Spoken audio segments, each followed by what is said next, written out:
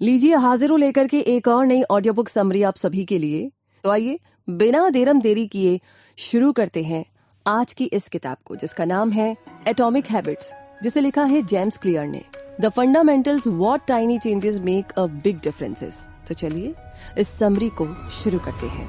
अच्छा, एक बात बताइए, क्या आप जानना चाहते हैं कि आप सक्सेसफुल क्यों नहीं हो रहे हैं? क्या आप खुद की आदतों को बदल करके एक सक्सेसफुल इंसान बनना चाहेंगे?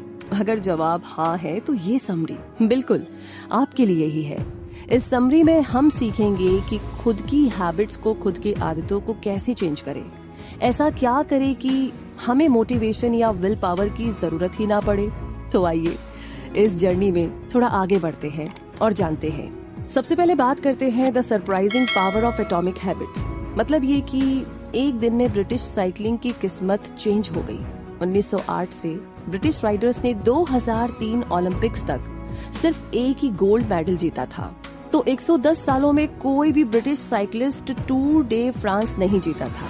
ब्रिटिश राइडर्स की परफॉर्मेंस इतनी खराब थी कि कोई भी टॉप बाइक मैन्युफैक्चरर्स टीम को बाइक बेचना नहीं चाहती थी कि कहीं उनकी रेपुटेशन ना खराब हो जाए। लेकिन जब organisation governing body for professional cycling in Britain ने डेव ब्लेसफोर्ड को हायर किया, तो कुछ ऐसा हुआ जो आज तक नहीं हुआ था। जो चीज उसे बाकी के कोचेस से अलग करती थी वो थी उसकी अपनी स्ट्रेटेजी को लेकर के कमिटमेंट, जिसे वो the aggregation of marginal gains बोलता था। यानी कि हर छोटी से छोटी चीज में भी इम्प्रूवमेंट की गुंजाइश देखना, यानी कि सुधार की गुंजाइश देखना। अपनी टीम में छोटे एडजस्टमेंट करके उसने अपनी स्ट्रेटेजी की शुरुआत की। और ये चेंजेस बहुत बड़े नहीं थे, बल्कि छोटे छोटे थे। जैसे कि बाइक की सीट को रीडिजाइन करके ज्यादा कंफर्टेबल बनाना। उसने राइडर्स को आइडियल मसल्स टेम्परेचर मेंटेन रखने के लिए इलेक्ट्रिकली हीटेड ओवर शॉर्ट्स पहनने को बोला। टायर्स पर बेटर ग्रिप के लिए अल्कोहल रब करने के लिए बोला, वगैरह वगैरह। तो इन छोटे चेंजेस की वजह से काफी सुधार हुआ और रिजल्ट भी बहुत ही बेहतर मिल रहा था। और फिर 2008 बीजिंग ओलंपिक गेम्स में टीम ने परफॉर्म किया और झंडे गाड़ दिए। लेकिन ये हुआ कैसे? कैसे एक ऑर्डिनरी एथलीट्स की टीम वर्ल्ड चैंपियन बन गई, और वो भी छोटे छोटे चेंजेस से? कोई भी नहीं सोच सकता था कि ये स्मॉल एफर्ट्स इतना बड़ा डिफरेंस ला सकते हैं। क्योंकि अक्सर ना हम इन छोटे छोटे इम्प्रूवमेंट्स को, चाहे वो 1% ही क्यों ना हो, कभी नोटिस ही नहीं करते। लेकिन अगर आप गौर करें तो ये बड़े इफेक्टिव होते हैं, और उनका इफेक्ट तुरंत तो नहीं, लेकिन कुछ सालों के बाद पक्के से नजर आता है। तो चलिए देखते हैं कि ये मैथ में कैसे वर्क करता है, यानी कि गणित में कैसे काम करता है। अगर आप एक साल में हर दिन 1% इम्प्रूव करते हैं तो साल के एंड में आप 37 टाइम्स बेटर बन चुके होंगे। हैबिट सेल्फ इम्प्रूवमेंट के लिए कंपाउंड इंटरेस्ट की तरह होती है, और इनका असर एक दिन में नहीं दिखाई देता, लेकिन कई महीनों की प्रैक्टिस के बाद डेफिनेटली आपको वो इफेक्ट दिखने लगेगा। हालांकि इसका सैड पार्ट ये है कि ये इतनी स्लो पेस में असर करती है कि कई बार बैड हैबिट से छुटकारा पाने में बहुत टाइम लग जाता है। अगर आज आप अनहेल्दी मील खाते हैं तो स्केल पर आपका वेट बिल्कुल भी चेंज नहीं होगा, लेकिन बार बार यही चीज रिपीट करेंगे तो टॉक्सिक रिजल्ट्स भी मिलेंगे। जैसा कि बोला जाता है, आज आप सक्सेसफुल है या अनसक्सेसफुल ये उतना मैटर नहीं करता। मैटर करती है आपकी आदतें कि वो आपको राइट डायरेक्शन में ले जाती है या नहीं। सोचिए इस बारे में। वैसे आगे बढ़ते हैं इसी के साथ, और अब बात करते हैं कि आपकी हैबिट्स कैसे आपकी आइडेंटिटी को शेप करती है। मतलब ये कि बुरी आदतों को छोड़ना इतना मुश्किल क्यों है, जबकि अच्छी आदतें जल्दी से अपनाई भी नहीं जाती। बहुत मुश्किल होता है इन्हें अपनाना। तो चाहे हम कितने भी अच्छे इंटेंशन के साथ चले, बुरी आदतें एक बार लग जाए तो पीछा नहीं छोड़ती। हम लाख कोशिश कर ले उन्हें चेंज करने की, लेकिन अक्सर हम फेल हो जाते हैं, और इसकी वजह है हम गलत चीजों को चेंज करने की कोशिश करते हैं, और दूसरा हमारा तरीका सही नहीं होता।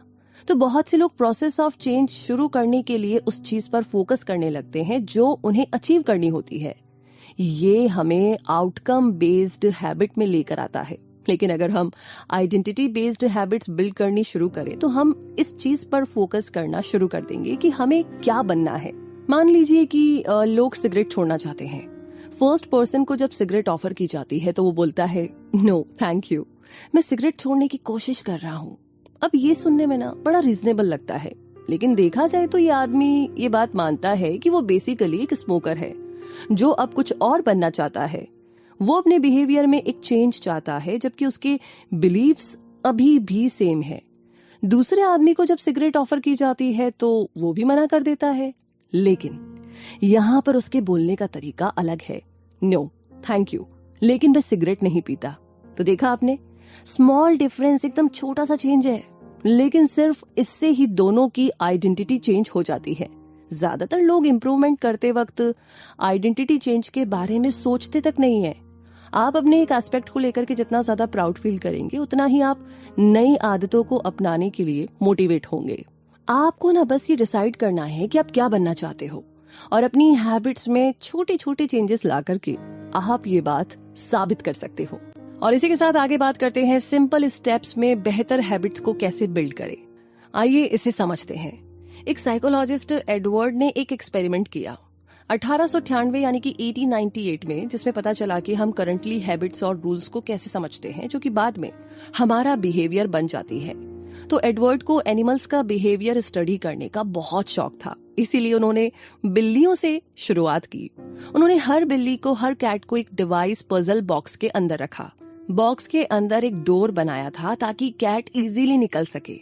एक लीवर प्रेस करके या एक कोड लूप पुल करके ये डोर खुल जाता था। ज्यादातर कैट्स बॉक्स के अंदर जाते ही बाहर निकलने की कोशिश करती थी, तो कैट्स अपनी नोज कॉर्नेस में घुसा के देखती, अपने पंजे मारती और फिर कुछ मिनट के बाद उन्हें लीवर दिखता और फिर डोर खोल करके बाहर आ जाती थी। तो ऐसा 20 से 30 बार के ट्रायल के बाद, उनका बिहेवियर ऑब्जर्व करने के बाद ये पता चला कि कैट्स को बार बार बॉक्स में जाना हैबिचुअल लगने लगा और अंदर जाते ही वो लेवल प्रेस करके बाहर निकल आती थी। बार बार की प्रैक्टिस से कैट्स ने मिस्टेक्स कम की और सोल्यूशन पर फोकस किया।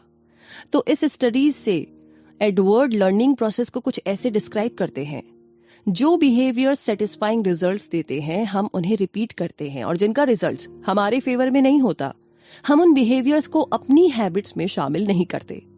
तो हैबिट्स क्रिएट करने के प्रोसेस को हम 4 इजी स्टेप्स में डिवाइड कर सकते हैं। सबसे पहला है क्यू, दूसरा है क्रेविंग, तीसरा है रिस्पॉन्स और चौथा है रिवॉर्ड।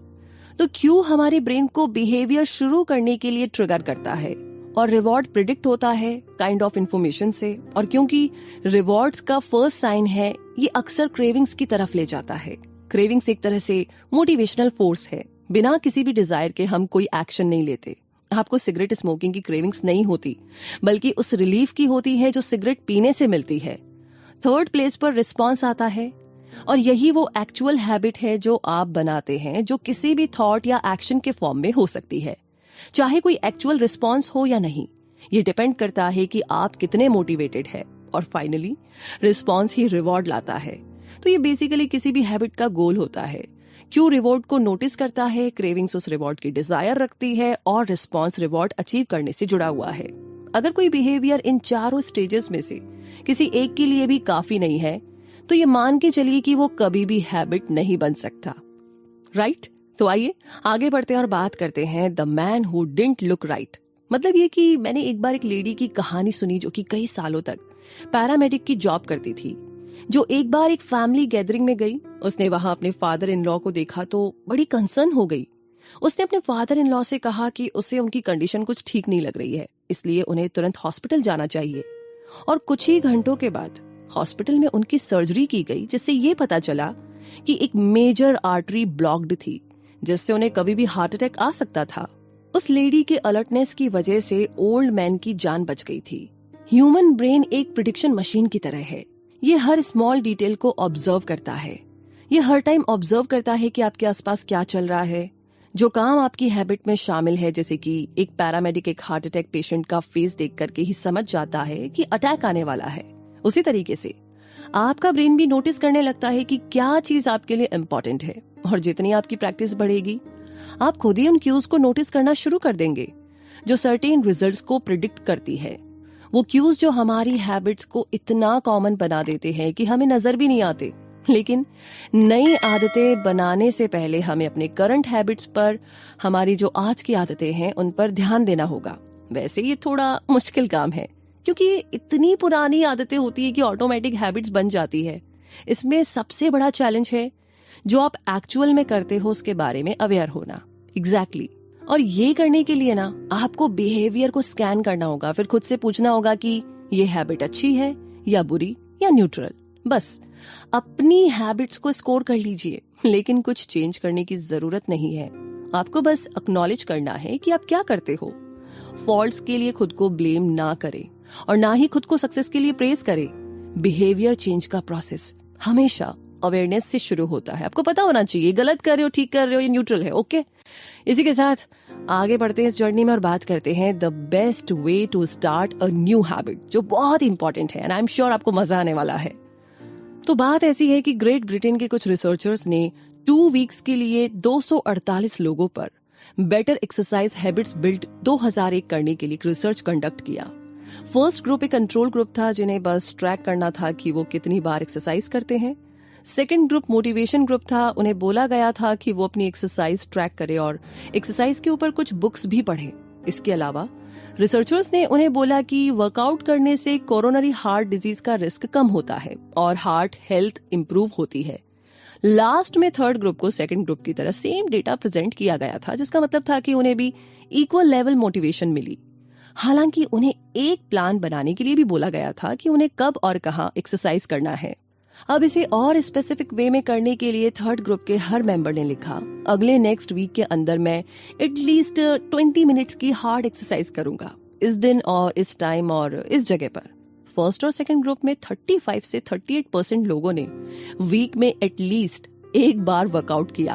एक्चुअल में इन लोगों पर मोटिवेशनल प्रेजेंटेशन का कोई भी खास इम्पैक्ट नहीं हुआ था, लेकिन थर्ड ग्रुप में से 91% लोगों ने पर वीक एक बार तो वर्कआउट किया ही, और जो सेंटेंस उन्होंने लिखे थे उन्हें रिसर्चर्स इम्प्लीमेंशंस इंटेंशंस बोलते हैं। एक प्लान जो आप पहले से बनाकर रखते हो कि आप कब और कहां एक्शन लोगे। तो कई रिसर्चर्स ने साबित किया है कि इम्प्लीमेंशन इंटेंशंस हमें अपने गोल से कनेक्टेड रहने में हेल्प करते हैं। कई लोगों को लगता है कि उनके पास कोई मोटिवेशन नहीं है, लेकिन सच ये है कि वो अपने गोल को लेकर के क्लियर नहीं है, कब और कहां एक्ट करना है। ये ऑब्वियस नहीं होता, लेकिन बिहेवियर का फर्स्ट लॉ है इसे ऑब्वियस बनाना। ऑब्वियस होना एक प्रैक्टिकल तरीका है ताकि आपको अपनी आदतों के लिए क्लियर क्यूज मिल सके और आप एक प्लान डिजाइन कर सके कि कब और कहां एक्ट करना है। तो आइए इसी प्लान के साथ थोड़ा और आगे बढ़ते हैं और बात करते हैं motivation is overrated, environment often matters more. जी हाँ, मतलब ये कि बॉस्टन के मैसाचुसेट्स जनरल हॉस्पिटल में एक प्राइमरी केयर फिजिशियन एने को एक क्रेजी आइडिया आया। उसे लगता था कि वो हॉस्पिटल स्टाफ और विजिटर्स की ईटिंग हैबिट्स को बेटर बना सकते हैं, वो भी उनका मोटिवेशन चेंज किए बिना या उनके बगैर किसी डिस्कशन के। तो उसने अपनी कलीग के साथ मिलकर के हॉस्पिटल के कैफेटेरिया का चॉइस आर्किटेक्चर चेंज करने के लिए एक 6 मंथ स्टडी कंडक्ट की। सबसे पहले तो उन्होंने अरेंजमेंट ऑफ ड्रिंक्स चेंज किए, रेफ्रिजरेटर कैश रजिस्टर के पास रखे थे और उनमें सिर्फ सोडा रखा होता था, तो उन्होंने सोडा के बदले वाटर बॉटल्स रखवा दी। सिर्फ रेफ्रिजरेटर में ही नहीं बल्कि रूम के फूड स्टेशन में भी। तो सोडा अभी भी मेन रेफ्रिजरेटर में था, लेकिन वाटर अब सब जगह अवेलेबल था। अगले 3 महीने में सोडा की सेल 11.4% तक डिक्लाइन हो गई थी, जबकि बॉटल वाटर की सेल 25.8% इंक्रीज हो गई थी। तो इसी तरह के चेंजेस कैफेटेरिया के फूड में भी किए गए और यहाँ भी उन्हें सेम रिजल्ट्स मिले। लेकिन किसी ने कुछ नोटिस नहीं किया। अक्सर लोग चीजें इसलिए नहीं लेते या खाते कि उन्हें वही चीज चाहिए, बल्कि उनका लेना या खाना डिपेंड करता है कि वो चीज रखी कहाँ पर है। मान लीजिए आप किचन में गए, वहाँ पर आपको 1 प्लेट कुकीज मिल जाती है, तो आप तुरंत कुकीज खाने बैठ जाओगे। आप इसलिए नहीं खा रहे हो कि आपको भूख लगी है, बल्कि आपको ना कुकीज दिख गई है तो आपको खाने का मन किया और आपने खा लिया। बस आपकी हैबिट्स भी ना इसी तरीके से चेंज हो जाती है। बस डिपेंड करता है कि आप कहाँ पर हो और आपके सामने क्या क्यूज है। ह्यूमन बिहेवियर फॉर्म करने में एनवायरनमेंट का इनविजिबल हाथ माना जाता है, चाहे हमारी पर्सनैलिटीज कितनी भी डिफरेंट क्यों ना हो। कुछ बिहेवियर खुद ब खुद हमारे एनवायरनमेंट कंडीशन की वजह से भी बन जाते हैं। अनफॉर्चुनेटली जिस एनवायरनमेंट में हम रहते हैं और काम करते हैं, हमें कुछ स्पेसिफिक एक्शंस लेने से रोक देता है, क्योंकि बिहेवियर को ट्रिगर करने का कोई ऑब्वियस क्यू होना जरूरी है। तो आप किसी हैबिट को अपनी लाइफ का मेन पार्ट बनाना चाहते हो तो क्यू को अपने एनवायरनमेंट का मेन पार्ट बनाइए। और इसी के साथ अब आगे बात करते हैं the secret to self control, और ये बहुत जरूरी है। एक्चुअली जब वियतनाम वॉर अपने 16th ईयर में चल रही थी तो कनेक्टिकट से कांग्रेसमैन रॉबर्ट 1971 स्टीलिए और इलिनॉइस से मॉर्गन मर्फी ने एक डिस्कवरी की। जिसने अमेरिकन पब्लिक को हैरान कर दिया। उन्होंने जब ट्रुप विजिट किया तो उन्हें पता चला कि जितने भी यूएस सोल्जर्स वहां पर भेजे गए थे उनमें से ऑलमोस्ट 15% ड्रग एडिक्ट थे। इसके फॉलोअप रिसर्च से ये बात सामने आई कि वियतनाम भेजे गए 35% सर्विस मेंबर हेरोइन ट्राई कर चुके थे और 20% को ड्रग की लत थी। इस डिस्कवरी की वजह से एक special action office of drug abuse prevention create किया गया ताकि जब ये सर्विस मेंबर वापस अमेरिका लौटे तो उनकी ये लत छुड़ाई जा सके या उन्हें रिहैब में रखा जाए। तो ली रॉबिन्स एक रिसर्च इंचार्ज थे और उन्होंने साबित किया कि अगर एनवायरनमेंट में रेडिकल चेंज आ जाए तो एडिक्शंस भी तुरंत डिसअपियर हो सकता है। वियतनाम में गए हुए सोल्जर्स अपना सारा टाइम ऐसी क्यूज के बीच स्पेंड करते थे जो उन्हें हेरोइन लेने के लिए ट्रिगर करता था। एक तो ये इजीली एक्सेसिबल था, ऊपर से वॉर का स्ट्रेस, और फिर उनके साथ ही भी हेरोइन यूजर्स थे और अपने घर परिवार से दूर रहने का टेंशन एक एंजाइटी क्रिएट करता था। लेकिन जब ये सोल्जर्स वापस अमेरिका आए तो उन्हें ऐसा माहौल मिला जिसमें ऐसे कोई क्यूज थे ही नहीं जो उन्हें ड्रग लेने पर मजबूर करते। इसीलिए उनकी हैबिट्स भी खुद ही चेंज हो गई। इसीलिए वियतनाम स्टडी बैड हैबिट्स को लेकर के हमारे बहुत से कल्चरल बिलीफ्स को गलत साबित करती है। हमारा कल्चर सिखाता है कि हमारी सारी प्रॉब्लम्स का सॉल्यूशन बस थोड़े से डिसिप्लिन में है, लेकिन रीसेंट रिसर्चर्स ने कुछ और ही साबित किया है। जब साइंटिस्ट ने ऐसे लोगों को ऑब्जर्व किया जिनका सेल्फ कंट्रोल बहुत स्ट्रांग था तो उन्हें पता लगा कि ये लोग भी उन लोगों से ज्यादा डिफरेंट नहीं है जो स्ट्रगल कर रहे हैं, बल्कि डिसिप्लिन लोग अपनी लाइफ में बेटर इसीलिए हैं क्योंकि ये लोग खुद को टेम्पटिंग सिचुएशन से दूर रखते हैं। जो लोग सबसे ज्यादा सेल्फ कंट्रोल वाले होते हैं वो सबसे कम कंट्रोल यूज करते हैं। अगर आपको हर बार कंट्रोल करने की जरूरत ना पड़े तो सेल्फ कंट्रोल प्रैक्टिस करना ज्यादा इजी होता है।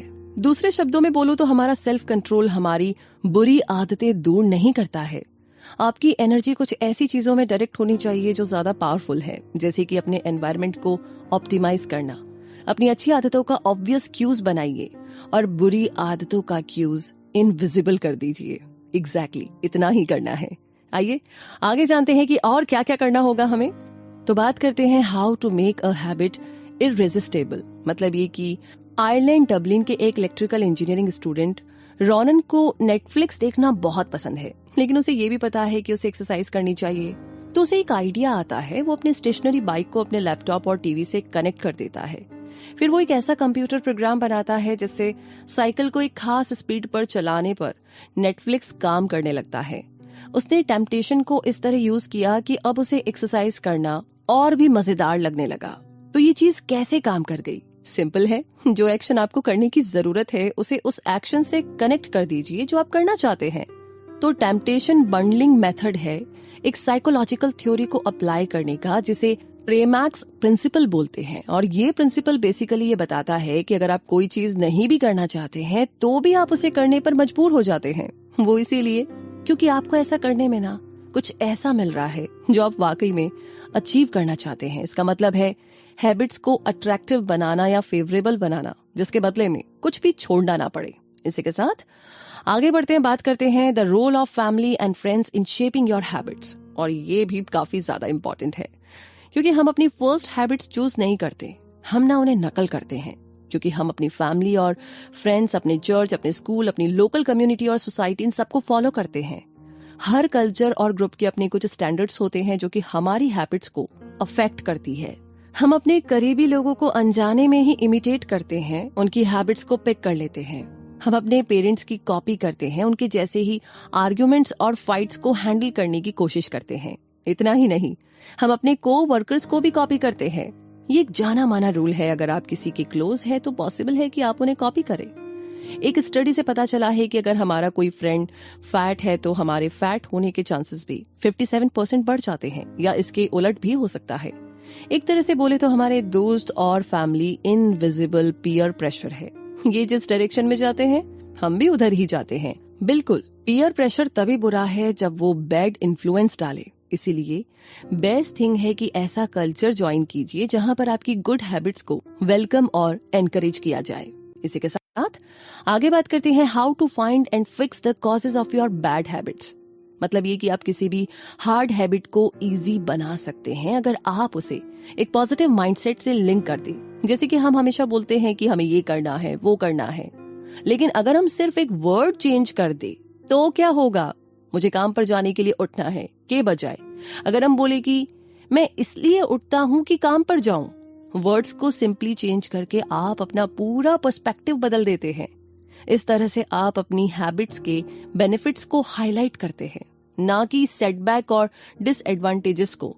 जो चीज आप में बैड हैबिट्स लाती है उसे ढूंढ करके फिक्स करने का सीक्रेट है कि आप उस एसोसिएशन को रीफ्रेम करो जो उसके बारे में आप सोचते हो। इस तरह से आप किसी भी हार्ड और बुरी हैबिट को एक मजेदार हैबिट में टर्न कर सकते हैं। इसी के साथ आगे बात करते हैं walk slowly but never backward. जी हाँ, हैबिट फॉर्म करना एक प्रोसेस है जिसमें एक बिहेवियर रिपीटेशन के बाद ऑटोमेटिक रिफ्लेक्स बन जाता है। हैबिट रेपिटेशन ब्रेन में क्लियर फिजिकल चेंजेस लाता है। जैसे एग्जांपल के लिए म्यूजिशियंस के ब्रेन का सेरिबेलम पार्ट नॉन म्यूजिशियंस के कंपेयर में बड़ा होता है। हर बार जब आप कोई एक्शन रिपीट करते हो तो आप असल में एक स्पेसिफिक न्यूरल सर्किट को एक्टिवेट करते हो जो उस हैबिट से जुड़ा होता है। हैबिट फॉर्मेशन में टाइम कितना लगा ये उतना मैटर नहीं करता। टाइम का कभी भी प्रॉब्लम नहीं था। मैटर ये करता है कि वो रेट जिस पर आप सर्टेन बिहेवियर को परफॉर्म करते हो, जैसे कि आप कोई चीज 40 दिन में 2 बार करो या 200 बार, ये टाइम की बात नहीं है बल्कि फ्रीक्वेंसी की बात है। कोई भी हैबिट क्रिएट करने के लिए आपको उसकी प्रैक्टिस करनी पड़ेगी, फ्रीक्वेंसी बढ़ानी पड़ेगी। इसी के साथ आगे बात करते हैं the law of least effort, यानी कि एनर्जी जो होती है ना वो बहुत ही कीमती है और ब्रेन इस तरह बना है कि ये जब चाहे इसे कंजर्व कर सकता है। ये एक ह्यूमन नेचर है कि हम लॉ ऑफ लीस्ट एफर्ट को फॉलो करते हैं, जो कहता है कि जब लोगों को 2 सेम चॉइस दी जाती है तो जिस काम में ज्यादा एफर्ट नहीं लगता लोग नेचुरली उसी को चूज करेंगे। हर एक्शन में एक सर्टेन अमाउंट ऑफ एनर्जी लगती है और जितनी ज्यादा एनर्जी की डिमांड होगी उतना ही कम हम उसे करना चाहेंगे। कुछ सेंस में देखें तो हर हैबिट सिर्फ एक ऑब्स्टिकल है उस चीज के बीच में जो आप चाहते हैं। डाइट एक ऑब्स्टिकल है फिट होने के लिए, मेडिटेशन एक ऑब्स्टिकल है मन की शांति के लिए। आप एक्चुअल में हैबिट से प्यार नहीं करते बल्कि उस आउटकम से करते हैं जो ये डिलीवर करता है। लेकिन अगर हम सब इतने लेजी हैं तो कैसे कुछ लोग मुश्किल गोल्स भी अचीव कर लेते हैं? सवाल तो ये है और इसका सोल्यूशन, इसका जवाब है कि एक ऐसा एनवायरनमेंट क्रिएट कीजिए जहां राइट चीजें करना हमेशा इजी हो। इस तरीके से आप फ्रिक्शन ऑफ ऑब्स्टिकल को रिड्यूस कर पाएंगे। जैसे कि मील डिलीवरी सर्विस ग्रोसरी शॉपिंग का फ्रिक्शन डिक्रीज करती है, जैसे डेटिंग एप्स की वजह से सोशल इंट्रोडक्शन करने का फ्रिक्शन कम हो गया है। इसी तरीके से और भी बहुत सारी चीजें। बेहतर हैबिट्स क्रिएट करने के स्ट्रगल में ऐसे तरीके एक्सप्लोर कीजिए जो गुड हैबिट से जुड़े हुए फ्रिक्शन को कम करे और हमारी बैड हैबिट से कनेक्टेड फ्रिक्शन इंक्रीज करे। तो इसी के साथ आगे बात करते हैं अब how to stop procrastinating by using the 2 minute rule. ये बड़ा इंटरेस्टिंग है कि ये कैसे काम करेगा, आइए जानते हैं। अगर आप कुछ बहुत बड़ा शुरू करना चाहते हैं और बिग स्टेप्स लेकर के आपको ये इजी भी लगता है तो भी आपको बेबी स्टेप से शुरू करना चाहिए, क्योंकि हम सब बहुत जल्दी बहुत ज्यादा करने की कोशिश करते हैं क्योंकि हम चेंज को लेकर के इतने एक्साइटेड जो रहते हैं। लेकिन एक टेंडेंसी आपको ऐसा करने से रोकती है और वो है 2 मिनट रूल, जो कहती है कि जब आप कोई नई आदत, नई हैबिट शुरू करते हैं तो इसे करने में ना 2 मिनट से कम टाइम लगना चाहिए। आप देखेंगे कि ऑलमोस्ट हर हैबिट 2 मिनट में ही लर्न की जा सकती है। जैसे कि रोज रात को सोने से पहले कोई बुक पढ़ने वाली हैबिट बन जाती है, रोज रात 1 पेज पढ़ के सोना, 30 मिनट योगा करो, ये हैबिट्स बन जाती है। तो पॉइंट ये है कि किसी पर्टिकुलर हैबिट को अपनाने के लिए इजी वे में शुरू कीजिए। आप चाहे 1 मिनट मेडिटेट करो, 1 पेज पढ़ो, एक कपड़ा तह लगाओ, कुछ भी करो, लेकिन शुरू तो करो। जो चीज राइट लगे उसे करना एक पावरफुल स्ट्रेटेजी है। लोगों को लगता है कि डेली किताब का 1 पेज पढ़ना बहुत बड़ा काम है, लेकिन पॉइंट ये नहीं है कि आप कितना पढ़ते हो या कितना करते हो, बल्कि ये है कि आप एटलीस्ट कर तो रहे हो। और जब आप करना शुरू करोगे तो फर्स्ट 2 मिनट्स आपके लार्जर रूटीन का एक रिचुअल बन जाएंगे। एक्चुअली ये एक आइडियल तरीका है किसी भी डिफिकल्ट स्किल में एक्सपर्ट बनने के लिए। अगर एक बार हैबिट बन जाए तो ऐसा भी पॉइंट आएगा कि आप वो एक्शन एकदम परफेक्ट वे में रूटीनली करने लगोगे। आप इस 2 मिनट रूल को हैबिट शेपिंग टेक्निक से मिक्स कर सकते हैं, जिससे कि आपकी हैबिट आपको अपना अल्टीमेट गोल दिला सके। क्योंकि कोई भी हैबिट एस्टेब्लिश करने के बाद इसे इंटरमीडिएट स्टेप्स तक ले जाए और प्रोसेस को तब तक रिपीट कीजिए जब तक कि आप इसमें एक्सपर्ट नहीं बन जाते। उसके बाद ही अगले लेवल तक जाइए। फिर आप देखेंगे कि जो हैबिट आप बिल्ड कभी करना चाहते थे वो आज आपकी पर्सनैलिटी का पार्ट बन गई है। राइट, एकदम 2 मिनट वाले रूल से। तो आइए आगे अब बात करते हैं how to make good habits inevitable and bad habits impossible. मतलब ये कि समर की बात है, विक्टर ह्यूगो एक फ्रेंच राइटर थे और एक इम्पॉसिबल डेडलाइन से परेशान थे। उसने 12 महीने पहले अपने पब्लिशर को एक नई किताब लिखने का प्रॉमिस किया था, लेकिन लिख नहीं पाया था। इसके बदले उसने दूसरे प्रोजेक्ट्स पर काम शुरू कर दिया था और अपना प्रॉमिस डिले करता रहा। ह्यूगो का पब्लिशर फ्रस्ट्रेट हो गया, इसलिए उसने 6 मंथ्स के अंदर की एक डेडलाइन सेट कर दी। ह्यूगो को बोला गया कि उसे फरवरी 1831 तक बुक को कंप्लीट करनी है और 1830 की डेडलाइन ऑलरेडी दी थी। अब वो कैसे डेडलाइन से पहले कंसंट्रेट करके एक बढ़िया किताब लिखे? लेकिन ह्यूगो ने एक अजीब काम किया। उसने अपने सारे कपड़े एक असिस्टेंट को दिए और बोला इन्हें लॉक करके रख दो। इस तरह अब उसके पास बाहर जाने के लिए कोई कपड़े नहीं बचे थे, तो उसके पास घर में बैठकर के किताब लिखने के अलावा कोई भी ऑप्शन नहीं बचा था। 1830 के पूरे फॉल और विंटर सीजन में वो जी जान से लिखता रहा। उसकी ये book the hunchback of Notre Dame जनवरी 14, 1831 से 2 हफ्ते पहले ही पब्लिश हो गई थी। तो अच्छी आदतें इजीली बनाना सक्सेस नहीं है, बल्कि बैड हैबिट्स को हार्ड बनाना है। एग्जैक्टली।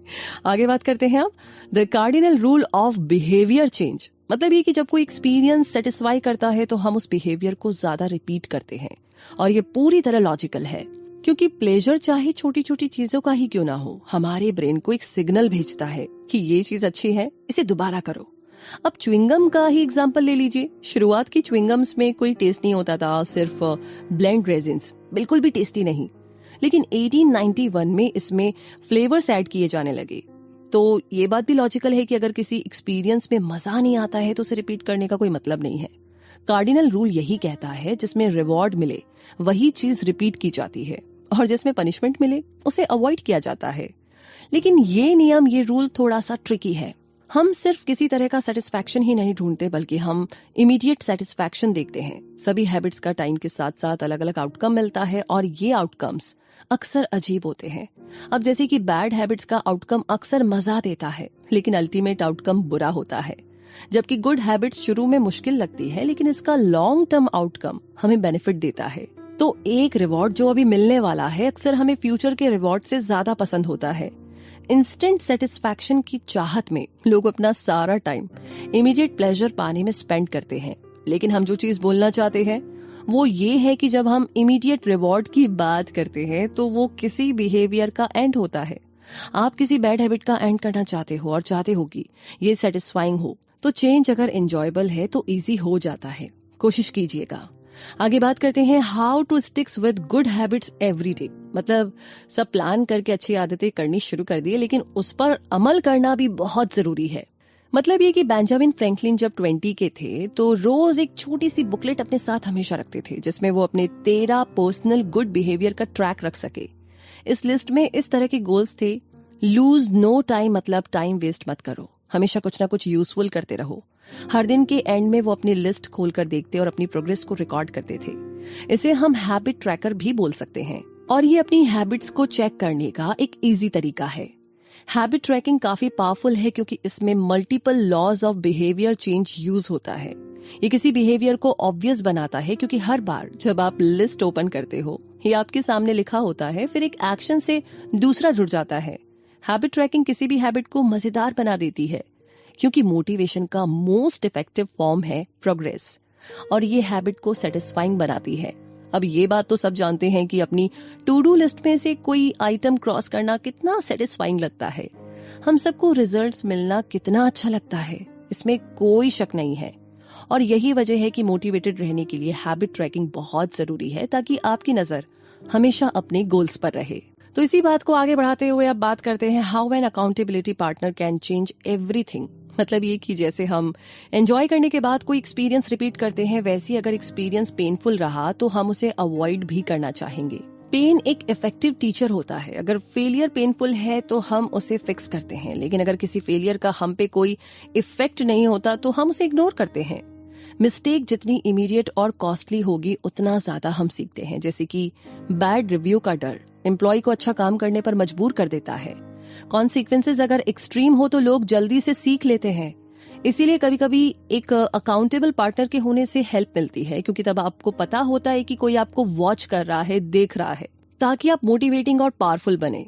अगर तुरंत रिजल्ट भुगतने पड़े तो आप काम को कभी डिले नहीं करेंगे, और अगर आप अपना वर्क डिले करते हो तो आपके बॉस की नजरों में आप एक लेजी और अनट्रस्टवर्दी इंसान हो।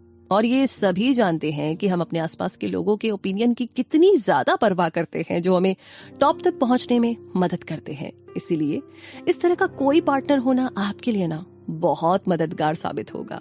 तो अब आगे बात करते हैं advance tactics, how to go from being merely good to being truly great. मतलब ये कि जब आपको किसी हैबिट की अच्छे से प्रैक्टिस हो जाती है तो ये थोड़ी बोरिंग और पार्ट ऑफ रूटीन लगती है।